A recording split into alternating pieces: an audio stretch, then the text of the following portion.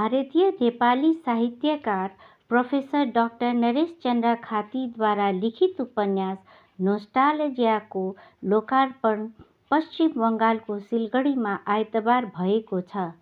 कथा, कविता, उपन्यास र समालोचना जस्ता विभिन्न विधामा कलम चलाउने डाक्टर खातीको यो 8औं कृति रहेको छ।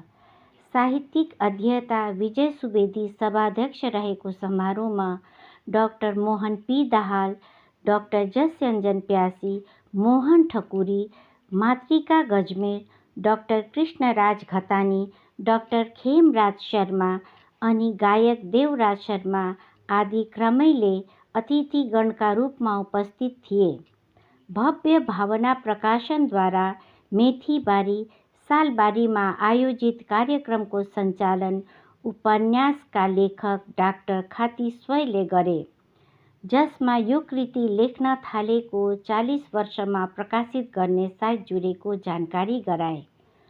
उनले पुस्तकको आवरण बनाउने आफ्ना सहपाठी तथा कलाकार स्वर्गीय अनिल देवानको सम्झना गरे।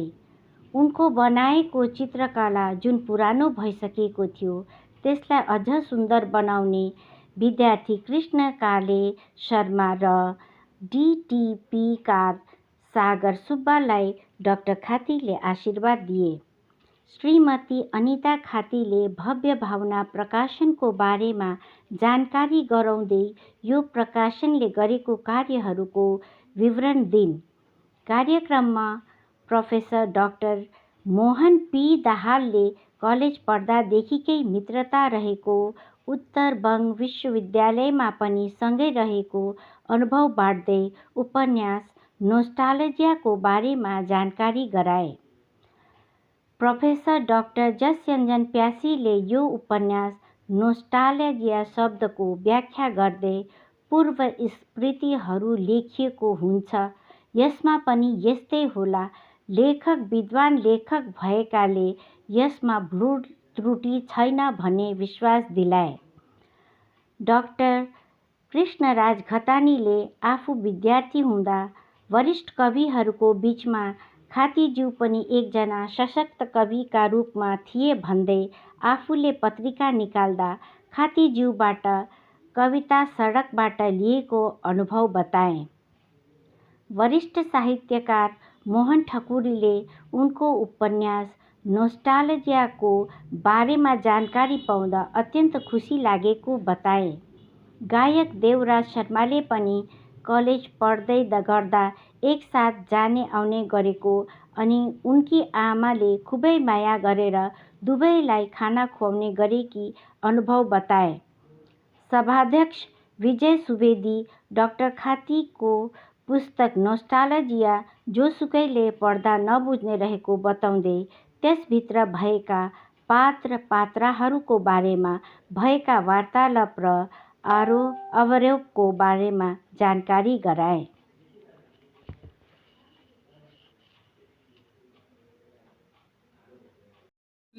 तीनवटा कविताका किताबले नै त्यो स्पष्ट पारिसकेको छ।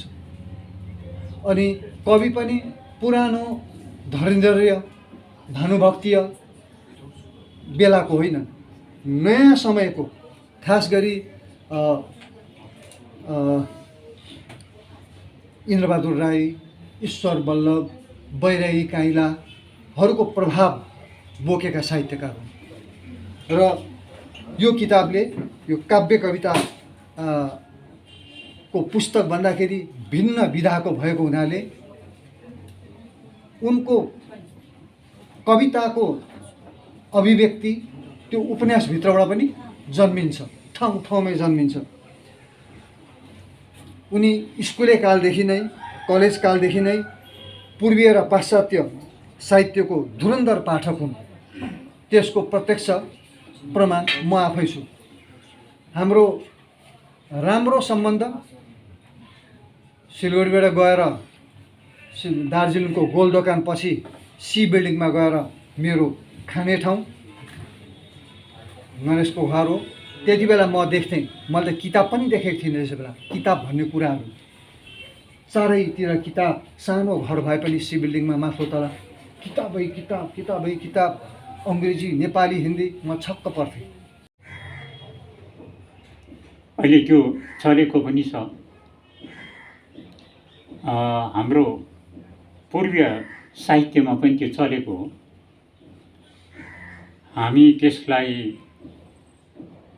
रसवाद पछि साधारणीकरण भन्छौँ। त्यसलाई एउटा शब्द छ त्यहाँ, त्यसलाई सिम्प्लिफिकेसन गर्ने, साधारणीकरण गर्ने, त्यो एउटा छ चिज पूर्वीय साहित्यमा। त्यो साधारणीकरणको हिसाबले यसलाई हेर्नुपर्छ पाठकले जहिले पनि, अनि मात्र त्यो विषयको, त्यो कृतिको खास के रहेछ गुण त्यो चाहिँ बुझ्न सकिन्छ। अब पश्चिमी साहित्यमा पनि यसलाई रिडर रेस्पोन्स थ्योरीमा अहिले पाठक पठन अभिमुखी भन्छ। पाठकले पढेपछि के रेस्पोन्स, त्यसको प्रतिक्रिया हुन्छ त्यो पढेर, त्यो एउटा सिद्धान्त छ। त्यो सिद्धान्तमा चाहिँ पाठक नै पहिलो पुस्तक पढ्ने पाठक, जस्तो मैले यो पुस्तक पढेँ, नोस्टाल्जिया पढेँ, अनि मैले जुन पुस्तक पढेँ त्यो पढ्छु र मलाई जे लाग्छ मैले नोस्टाल्जिया बुझेको त्यही हो। उहाँले दुई चारवटा कविताका सङ्कलनहरू निकाल्नुभयो, हस्ताक्षर एउटा लामो लघुकाव्य उहाँले निकाल्नुभयो, लीला रेखाहरूका त्योभन्दा अगाडि परेली परेलीमा भिजेर एउटा कविताको सङ्कलन निकाल्नुभयो, त्यसपछि लीला रेखाहरूका भन्ने कविताहरू निकाल्नुभयो। त्यसरी नै अध्ययन निबन्धका, नेपाली निबन्धका अध्ययन समालोचनाका क्रम अध्ययनहरूका जस्ता पुस्तकहरू पनि उहाँले प्रकाशनमा ल्याउनुभयो। र त्यसलाई मात्र हेर्दाखेरि नरेशचन्द्र खातीज्यू कवि र समालोचक मात्रै हुनुहुँदो रहेछ भन्ने हामीलाई लाग्दथ्यो। तर आजको यस पुस्तक नोस्टाल्जियाले उनलाई भारतीय नेपाली मात्र नभनेर समग्र नेपाली साहित्यमा नै एउटा आख्यानकारको रूपमा, एउटा मौलिक उपन्यास लेखकका रूपमा पनि आज स्थापित गर्न सक्ने देखिन्छ र यो एउटा गौरवको विषय हो। उहाँ जति आलोचक हुनुहुन्छ त्यतिकै प्रशंसक पनि हुनुहुन्छ। उहाँको त्यो स्वभावगत बानी व्यवहार यस्तो छ, सबैलाई हार्दिकता बाँड्ने, सबैलाई शुभकामना दिने एउटा मानवीय भावनामा उहाँ सधैँ बाँच्नुहुन्छ। र यस्ता दाइलाई मैले पनि धेरै अगाडिदेखि एउटा संसर्गमा पाएको हुँ, गर्व लाग्छ। उहाँ सिद्धान्तहरू बहुत पढ्नुहुन्छ, धेरै पढ्नुहुन्छ, तथापि आफू सिद्धान्तवादी भएर केही कुरो लेख्नुहुन्न। मौलिक प्रच्छन्न भावनाहरू उनका कविताहरूमा हुन्छ। उनका कविताहरूलाई बुझ्न पढिसकेपछि मात्र सायद बुझ्छौँ कि कविता बुझ्ने पनि आफ्नो आफ्नो दृष्टिकोण हुन्छ, आफ्नो आफ्नो क्षमता हुन्छ। सरसरी कविता हेर्छौँ, त्यसैमा कविता नहुनु पनि सक्छ। तर उहाँको कविताहरू त्यस प्रकारको कविताहरू छन्। आफ्नै मौलिक शैलीका उहाँ प्रयोगकर्ता हुन्।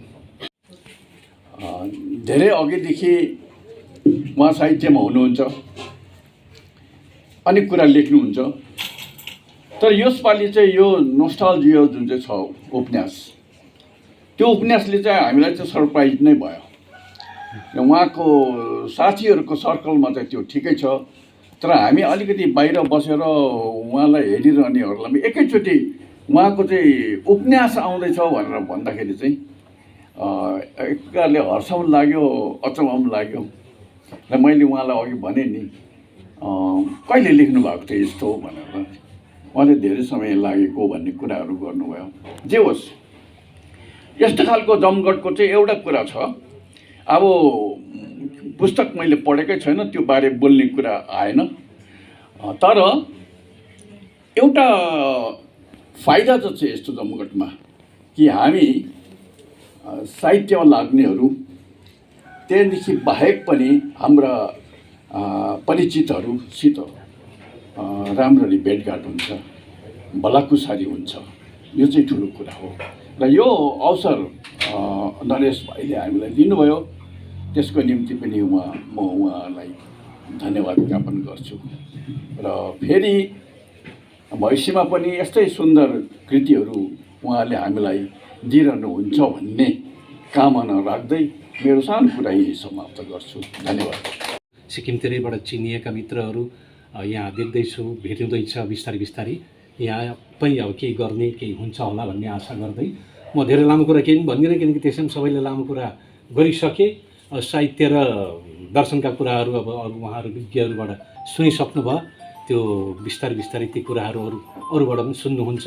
त्यसकारण यति भन्दै म प्रचार प्रसारको छ। अब त्यस्तो डिजिटल युगमा आएर पनि हाम्रो प्रधानमन्त्रीले त्यत्रो घोषणा गरेर पनि हामी चाहिँ अँध्यारोमा बस्नु भएन, त्यही देशको नागरिक हौँ हामी।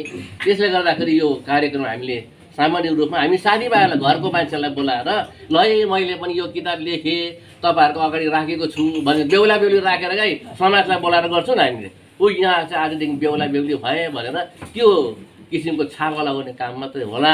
र पनि अब यो किताबहरू पढ्नु हुनेछ तपाईँहरूले। अब कस्तो के भयो म भन्दिनँ, यस्तो भयो होस् भनिदिनुहोस् पनि भन्दिनँ। यो नराम्रो भयो भन्दा पनि ठिकै छ, राम्रो भयो भन्दा पनि ठिकै छ। लेखकको काम लेख्ने मात्रै हो, पाठकको काम त्यसको चर्चा परिचर्चा गरेर अब कहाँ के पुगेछ उहाँले चर्चामा ल्याउनुहुन्छ। र मोटामोटी हाम्रो यो के अरे मामला पनि लगाइदिए यो आज जुन कार्यक्रम भयो नोस्टाल्जिया उपन्यासको लोकार्पण, त्यो चाहिँ मोटामोटी त्यो उपन्यास चाहिँ मैले युनिभर्सिटीको विद्यार्थी हुँदा दिन थालेको थिएँ र अहिले हेर्दा झन् 42 वर्षपछि प्रकाशन भयो।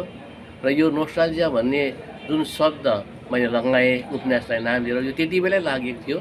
र यसकै ठिक यो नोस्टाल्जियाले जस्तो किसिमको कथालाई लिएर त्यो जुन चाहिँ किसिमको बिम्ब प्रदान गर्छ त्यसको अनुदित अरू थुप्रै हाम्रा भाषामा पाए जस्तै अतीत सम्झिँदा इत्यादि कुराहरू, बितेका पलहरू भन्ने थुप्रै कुराहरू मैले यहाँ देखेँ। र त्योले ठिक्कै त्यो नदिँदाखेरि नोस्टाल्जिया नै ठिक वर्ड भयो भन्ने मलाई लागेर त्यही लगाएँ।